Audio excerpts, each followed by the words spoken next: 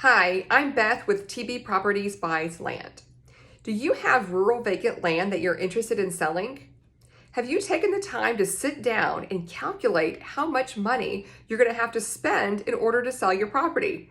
Yes, I'm asking you, how much money do you have to put away and spend before you can sell that property? I know most of the time when when we're selling land or a house, we think of the money that's going into the bank. Cha-ching, we're going to be rich.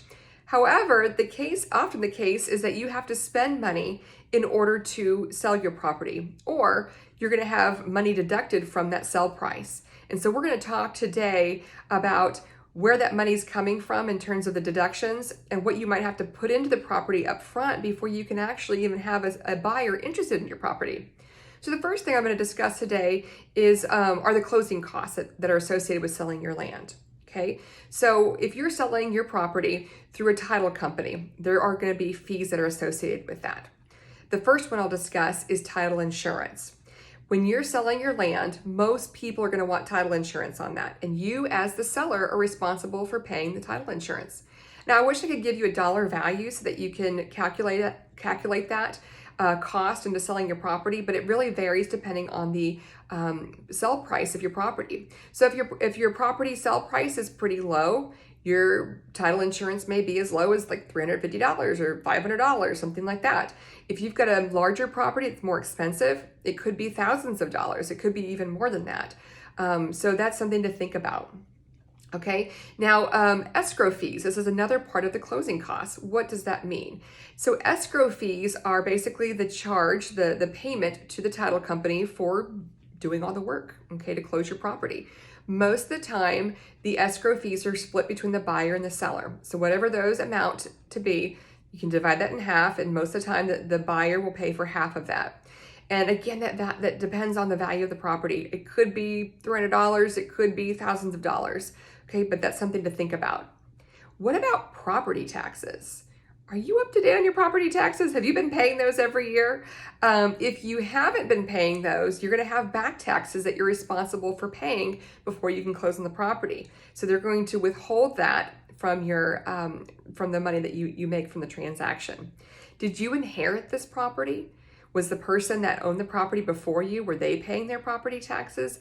If not, that's another thing that can be deducted from the proceeds of your sale. So these are all things to think about. Now, depending on the state in which your property is located, you may have excise taxes as well, and that would be something that you would have to pay when it comes to closing.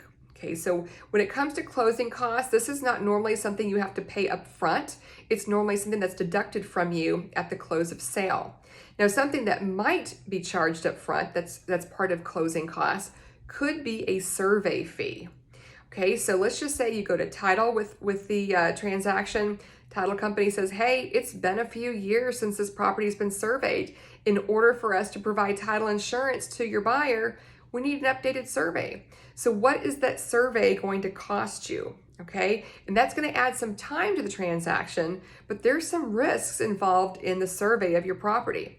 And I'm going to get to that next week, but that survey would have to be paid for up front before you close oftentimes. So that could be $1,500. We've paid $3,000. We've seen where it's cost over tens of thousands of dollars in order to survey a property. So I'll get to that in the next segment. But what does it cost to sell your land? We know that closing costs are going to take money away from your proceeds.